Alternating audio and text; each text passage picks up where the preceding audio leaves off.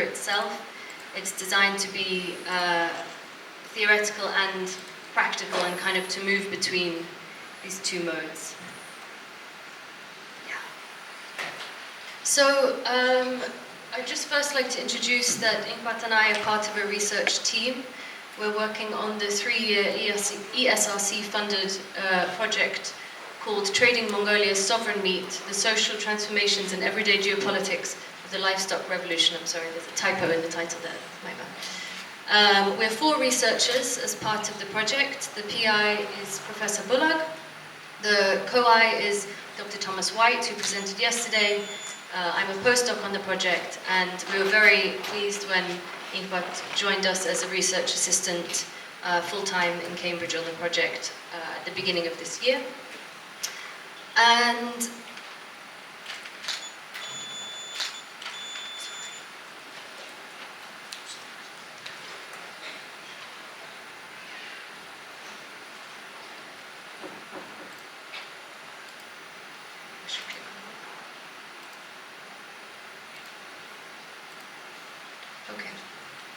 so, as a research team, we've been looking at the meat industry in Mongolia from a number of angles. The three of us, myself, Bulag Baksh, and Tom, are anthropologists, so it's mainly from an anthropological, social anthropological perspective. But our research has brought us into contact with people from many other disciplines and backgrounds, and people working in the meat industry on many different levels and with very different aims. And over the last 2 years, the research that I've been conducting, Enkhbat and I have been conducting together, has traced a lot of the domestic supply chain. We've also spent time with urban meat consumers, with herders, and with farmers as Mongolia enters a new phase of industrial meat production. And as we sat the other week in Bolganemig, we were reflecting on the way that there seems to be these kind of 2 contrasting worlds. In Mongolia, there's growing interest in intensified farming, feedlots, industrialized slaughter, and export-focused disease control, whereas in what you might call the global north, there's many other names for it, all of them not exactly right, there's a growing unease with industrial farming and an increasing focus on regenerative farming. And in some ways, we started to think about all the ways that international standards and international production processes were being looked at as things that should be brought into Mongolia, should be adopted by Mongolian meat producers. At the same time that in other places in the world that have these long traditions of industrial farming, they're trying to move in the opposite direction, to move back, let's say, to regenerative farming, or forward to a new future of regenerative farming. But perhaps this is already happening in Mongolia, and perhaps we should look at what Mongolia is doing right before introducing a load of international standards or international systems. So, of course, these are some examples of, just a handful of examples of types of international standards and international certification regimes and branding regimes that exist in all different types of forms, and they generally serve as examples for what Mongolia could and some people feel should be doing. And you see things like the introduction of halal slaughter as a kind of standard in Mongolia, factories looking to reach NASAP standards, and this kind of thing going on. But we decided to reimagine a different world, where the production of meat in Mongolia is something that the rest of the world is trying to emulate and learn from. And what would that world look like? And what would Mongolia be teaching the world about meat production? So our paper asks what Mongolia might offer a world plagued with meat production issues and ever homogenizing tastes. Instead of looking to meet foreign standards, as meat businesses in Mongolia are generally encouraged to, our proposal flips the script to imagine a world where Mongolia leads the way in setting the standard for ethical and sustainable meat production. Drawing on Mongolia's wealth of pastoral and animal husbandry expertise, our presentation outlines what a Mongolian meat standard could be. So, the first thing I want to do is remind everybody that we're talking about something we eat and something that people in Mongolia love and cherish and value. And I want to talk about the things that people say in interviews, and when you spend time with people in Mongolia, you know, you all here have excellent knowledge of this already. But I just don't want to lose sight of how important the edible aspects of meat are, and that's really what we're talking about. What is the point of having a Mongolian meat standard if you don't take into account what is Mongolian meat? So people are in Mongolia, these are just some of examples of things that we hear when we talk to people about meat. First of all, people love to talk about meat. People are very proud of Mongolian meat. They really care about the taste of the meat, the idea that it's naturally grown, the idea that it comes from the pasture, bilcher. They want to see the taste of their nutug. I'm going to talk about taste more. And the joy and the value that people put in meat here is quite special. It may not be completely unique, but I think the awareness that everyday people have about the taste of meat, their preference for meat, their knowledge about meat is special, and that's the reason why we are always inspired when we're doing our research by all the excitement that people have to talk about meat and how much meat means to them. And the special thing, as you already know, about Mongolian meat is the fact that the taste of the meat, it's really directly tied to where it comes from. And it's the pasture land, or the type of land, and the type of grasses, legumes, herbs that the animal was grazing on that produces the flavor of the meat. So that actually comes up for people as more important sometimes than which animal's meat they're eating. The question is the taste of the meat, because it carries the taste of particular pastures and particular homelands.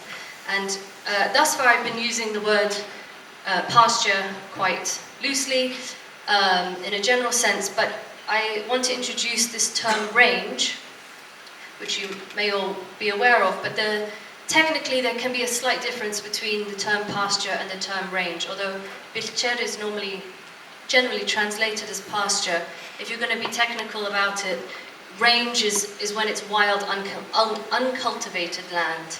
And pasture, a lot of pastures around the world, pasture-raised animals are raised on cultivated pastures, imported grasses. You probably have seen New Zealand's beautiful branded meat. Well, most of that is imported grasses, whereas the difference for Mongolian pasture is that it's rangeland. So I'll try to use rangeland from now on, but just to make you aware of that difference. And we are starting to look at what makes Mongolian meat taste different depending on where the animal grazes. And these are some maps that Enkhbat developed with other research projects that show you, for example, the distribution of protein in the plants that grow, the distribution of fiber, the different types of land that you get in Mongolia, because obviously not everything is grassland and pasture. You've got steppe, gobi, desert, the 6 different types of rangeland. And this is also a map that looks at, you don't get the same concentration of animal types uniformly across the country. Different types of pastures, different types of rangeland, let's say, are more suitable to different types of animals. So you get, more camels in the desert and the Gobi, more cows in the northeast. So the question of where does Mongolian meat taste come from it's not just, you can't just look at the animals, you have to go all the way through down to the rangeland, down to what they eat. And, yes. And we're just starting to work on the taste map of Mongolian meat. This is the first version, but we have plans to develop it. And this is because people, speak about strong meat, weak tasting meat, or neutral tasting meat. And we're trying to integrate what we have on rangeland and grasses and types of herbs. I think it's very interesting to have a conversation between somebody from Dundrø and somebody from Hinti about what is good tasting meat, because they have very different opinions, but both mean a lot to them. So, let's think about what could, in the imagined world, reimagined world, where everybody would like to create Mongolian meat, what does this mean? What is our first draft of the Mongolian meat standard, which at the moment is quite it's a draft, but I think it's something that has potential, and we would like to see it developed on a concrete level. But in a very particular way. So for us, first we need to think about what do we mean by Mongolian. And at least in our case, we are not particularly, this is not an exercise in national branding, nor is it meant to be a kind of reification of any particular ethnic identity or nationality, ethnic group. We want to refer to the country of Mongolia as a place where these type of meat production practices continue, and to make the standard a principles-based standard, and ideally one that could be internationally achieved. It's not to make Mongolian meat this specific product that can only come from within the borders of Mongolia. In our reimagining, it's something that other people in other places can aspire to and can try to achieve on their rangeland. So this is not, we don't mean this as a nationalist document as such. And we also want to recognize that the Mongolian meat production has a history. It's not an eternal thing that's existed from the beginning of time and has continued unchanged. It's a changing system. It's influenced by other factors.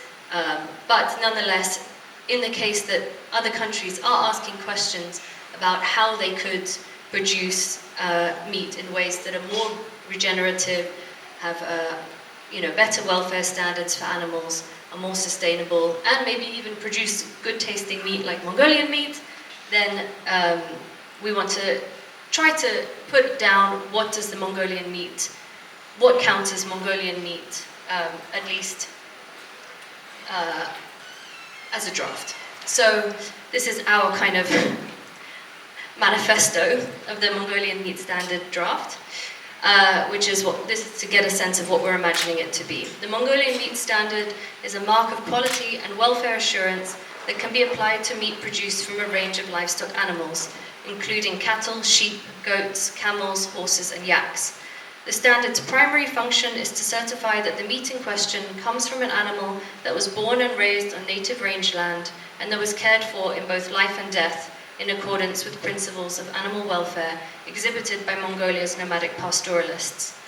Unlike other cultural contexts where dominion forms the basis of humans' relationship with animals, the Mongolian meat standard prioritizes respect for the rights of animals to an existence independent of their capacities as meat producers for human consumption.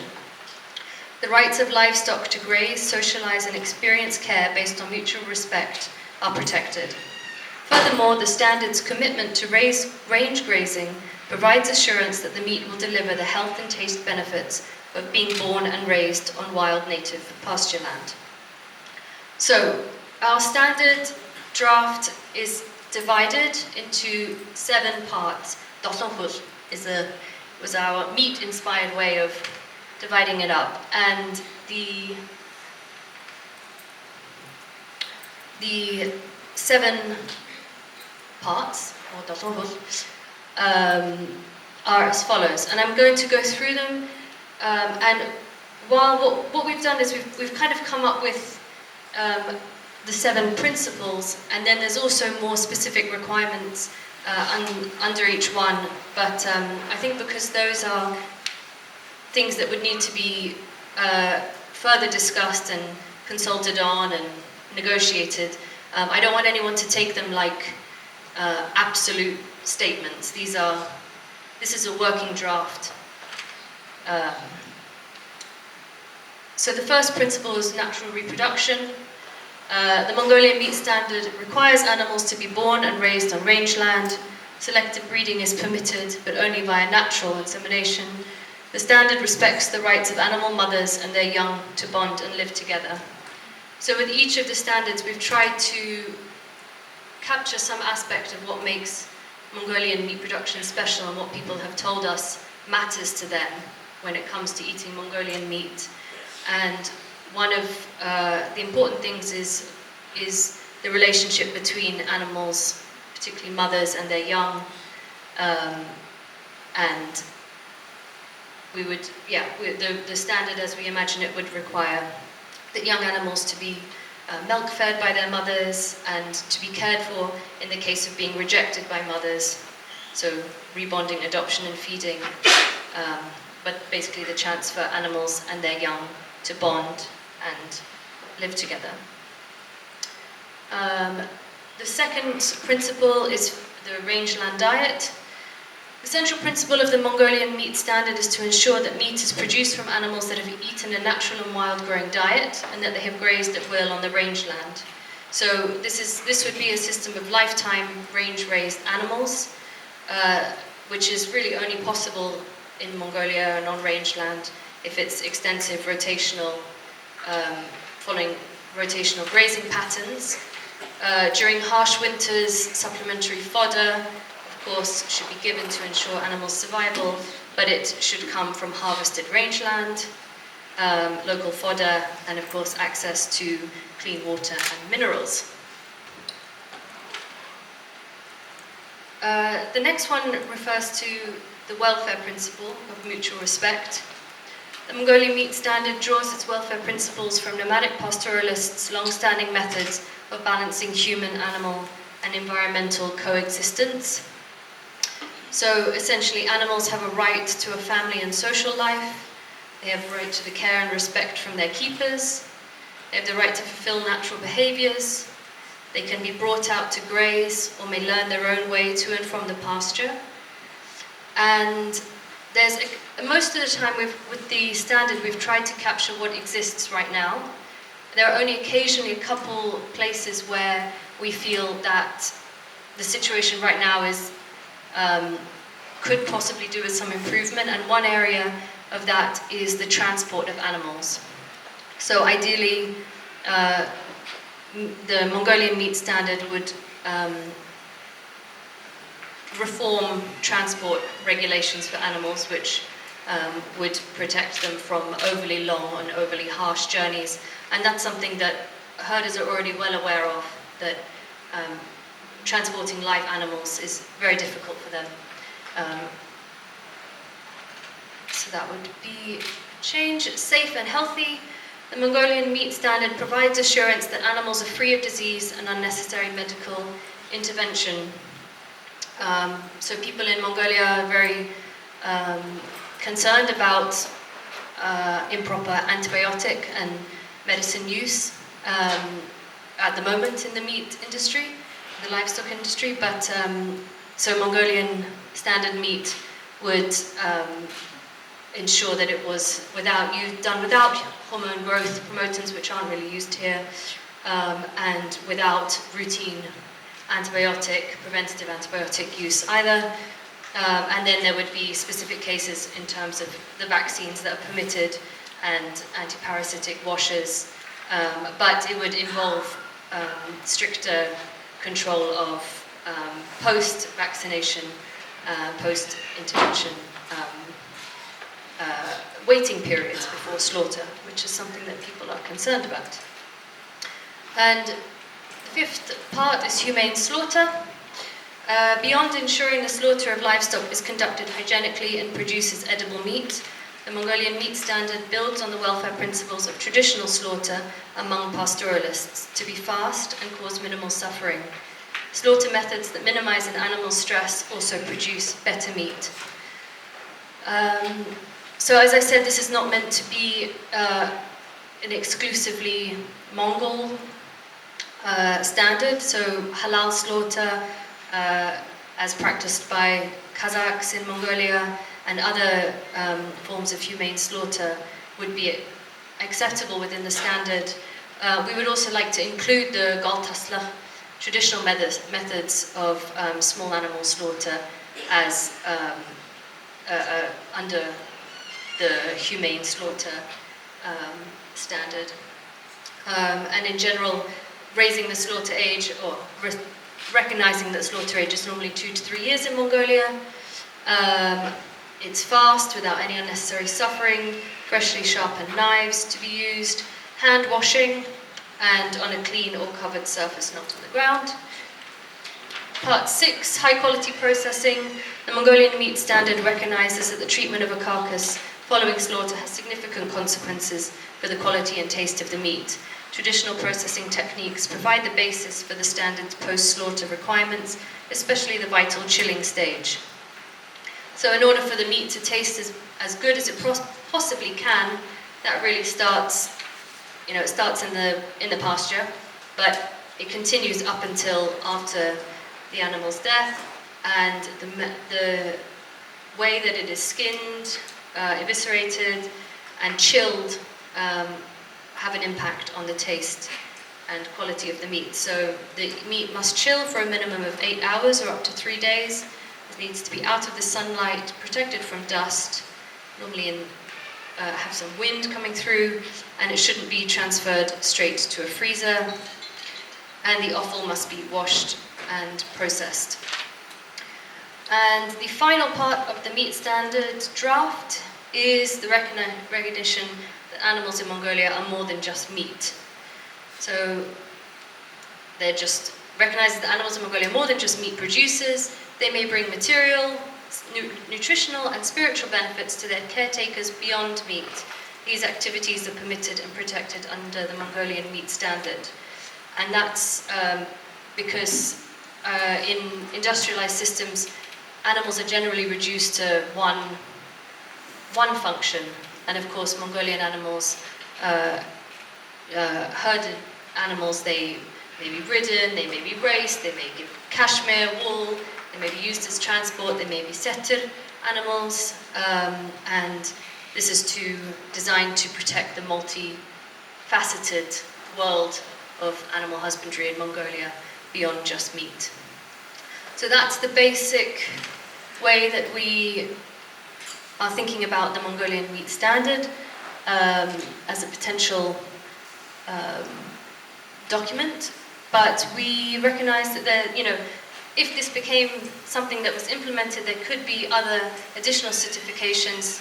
This is, for example, in the Australian case, they have a pasture-certified, pasture-raised assurance system, which meat producers can sign up to, but then they have additional certifications.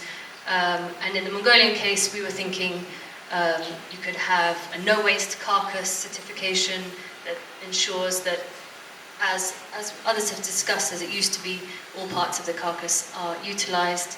An organic certification in cases where organic production is happening, even a higher welfare slaughter standard. The two aspects that we think could improve are the transport and some of the slaughter of large animals in industrial settings in Mongolia. So a higher welfare slaughter, the transport regulations, and then possibly a native breed certification where native breeds, where that is something that is particularly important to people. The other thing to recognize is that there has been very interesting work by meat producers in Mongolia. It's going on right now to produce more marbled, finished meat, which is in high demand in Ulaanbaatar. So possibly a category of range-raised but finished animals. These animals, for example, are being finished in a feedlot in a finishing center for 90 days, but they're being fed primarily local fodder as well. So we're not trying to force any one particular system on anywhere. We're trying to think about all the different ways that meat can be produced. So there's other things, yeah, these are some future directions, maybe there isn't currently a meat standard, a Mongolian meat standard in Mongolia at all. There's also not a standard for what constitutes bilcher or rangeland. Slaughter standard, a bespoke Mongolian slaughter standard that recognizes traditional slaughter in Mongolia is not, there's no standard for that, and transport standard for animals. That's a worldwide issue that many countries are looking to improve. Meat quality assessment and standards do exist, but I think they could be applied to Mongolian meat in different ways, in terms of the taste, in terms of pasture, nutuk, origin points, and then, yes, other things relating to the carrying capacity of particular steppelands. But all in all, that's where we're up to right now, and I really welcome your thoughts and questions. Thank you very much.